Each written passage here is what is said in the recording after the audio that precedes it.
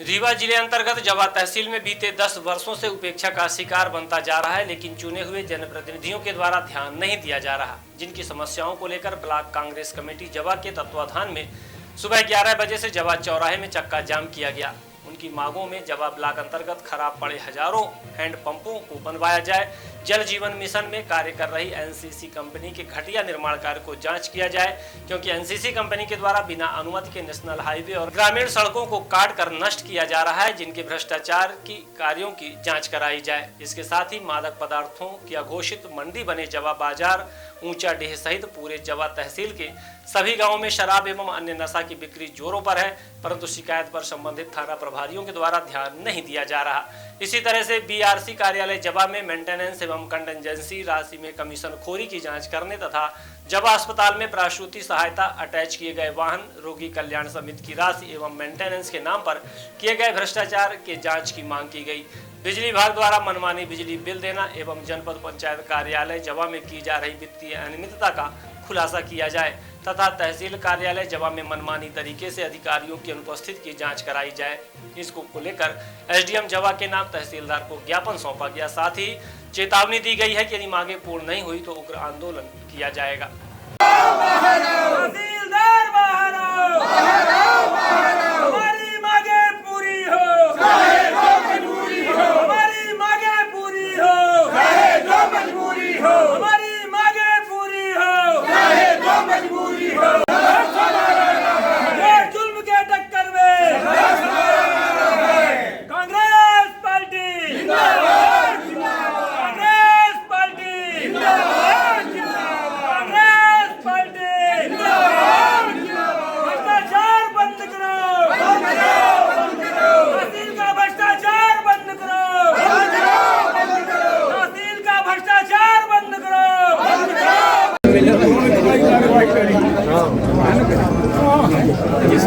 हर विभाग को सबको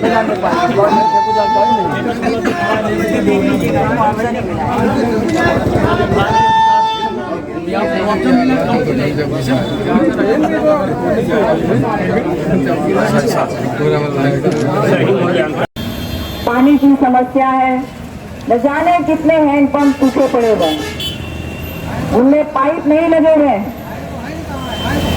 और नहीं उनको बैठा दीजिए। सबसे पहले यहाँ पर 11 बजे से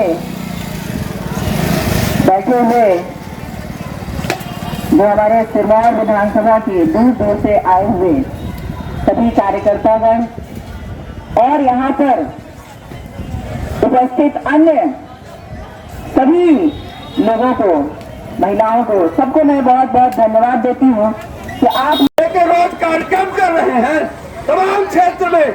ये आपको लूटने का काम कर रहे हैं। आप खुद जेल जाइए और अपना स्वयं निर्णय करिए और कांग्रेस का साथ दीजिए। हम आपकी लड़ाई लड़ेंगे। धन्यवाद। जय हिंद, जय भारत। आज जो आपने ज्ञापन दिया 5 मांग सूची को, कौन कौन सी थी और क्या?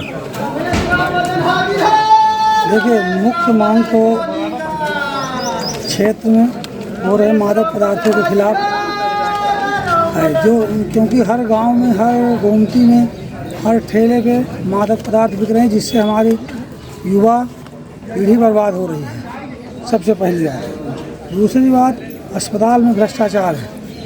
तीसरी बात, बीआरसीसी कार्यालय में व्याप्त भ्रष्टाचार की जांच कराई जाए। चौथी बात, एनसीसी कंपनी द्वारा मनमाने तरीके से रोड को खोदा जा रहा है, तमाम पेड़ काटे जा रहे हैं, भ्रष्टाचार किया जा रहा है, मानक के विरुद्ध कार्य किया जा रहा है, उसमें कोई सुनने वाला नहीं है। यहाँ का जीएम जो है उसके खिलाफ उसकी जांच कराई जाए। चौथी बात, सबसे बड़ी बात है, यहाँ हजारों हजार हैंडपम्प खराब हैं। वहाँ पर ई और एसडीओ एसी पे बैठ के ठेकेदार का बिल बना रहे हैं और यहाँ पर क्षेत्र की जनता प्यासी मर रही है, नदी नालों का सहारा ले रही है, लेकिन कोई सुनने वाला नहीं है। आज शिकायत करते हैं तो 1 महीने बाद कोई उसमें सुनने के लिए तैयार नहीं है। ये कितनी बड़ी दुर्भाग्य की बात है। इससे अधिक दुर्भाग्य क्या हो सकता है कि भीषण गर्मी में भी जल की समस्या सर चढ़ के बोल रही है और कोई ध्यान देने के लिए तैयार नहीं है। यहाँ के तैयार हैं। अगर ये मांगे नहीं पूरी हुई तो आगे क्या? आप आगे हम 24 तारीख को फिर से उग्र आंदोलन करेंगे। इस बार हम थाने पे, अस्पताल पे, तहसील पे और बीआरसी कार्यालय के सामने तमाम एक साथ धरना प्रदर्शन करेंगे। आज आपने धरना में बैठे हुए थे, प्रमुख आपकी क्या मांग? प्रमुख नल जल योजना की थी, परंतु हमारी मांग ये है, आपके समझ रखना चाहता हूँ, जो जवा बाजार में ये दारू की दुकान खुली है, इसको जवा से हटाया जाए, क्योंकि वहाँ पर परिवार के लोग रहते हैं। वहाँ पर एक चारों तरफ बाजार से लगा हुआ दुकानें हैं और यहाँ पर 16 विद्यालय हैं। उसी रास्ते से बीच चौराहे में दारू की दुकान है, उसी रास्ते से छोटे छोटे बच्चे और महिलाएं निकलती हैं और वहाँ पर दारू पी के लोग इधर उधर अपशब्द का बात निकालते हैं। ये अच्छी बात नहीं है। मैं सरकार से आपके द्वारा बात रखना चाहता हूँ कि इसको जवा बाजार से ये दारू की दुकान कहीं बाहर रखी जाए। ये नियम में भी है कि बाजार बीच मार्केट में, बीच बाजार में या जहाँ घर परिवार के लोग रहते हैं वहाँ पर दारू की दुकान ना खोली जाए और उस नियम से काम करे सरकार। ये तानाशाही नहीं चलेगी। अगर नहीं हटाई जाती दुकान तो हम 15 दिवस के अंदर जवा चौराहे में चक्का जाम करेंगे। यहाँ के जो क्षेत्रीय मुद्दे हैं, बिजली, पानी, रोड और चौराहे में चक्का जाम होते हैं, आए दिन मतलब महिलाओं पे अत्याचार हो रहे हैं, सारी समस्याओं को लेकर हम लोग यहाँ पे धरना हो रहे हैं। आगे की क्या रणनीति? आगे यदि इन क्षेत्रीय समस्याओं को लोग लेकर हम यहाँ पे आज इकट्ठा हुए थे, यदि इन समस्याओं को नहीं सुना जाएगा तो हम इसका बड़ा प्रदर्शन करेंगे आगे। जैसे आपने तहसीलदार को ज्ञापन दिया है, देना एसडीएम साहब को, तो एसडीएम साहब नहीं वो उपस्थित हुए, तो क्या इसमें कहना है आपका? अब एसडीएम साहब उपस्थित नहीं होंगे तो किसी अधिकारी को तो हमको देना है ना, इसलिए हमने तहसीलदार को दिया है। यहाँ सबसे गंभीर मुद्दा है। कौन से मेन मुद्दे थे आपके जो ज्ञापन में आपने अंकित किए हैं?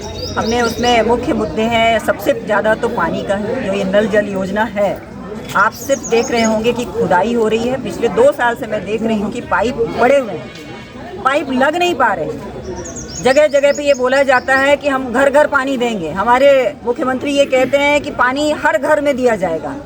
सिर्फ योजना है और भाषण देते हैं, बस कार्यान्वित कहीं पे नहीं हो रही है। सबसे बड़ी समस्या ये है और बिजली की सबसे बड़ी समस्या है।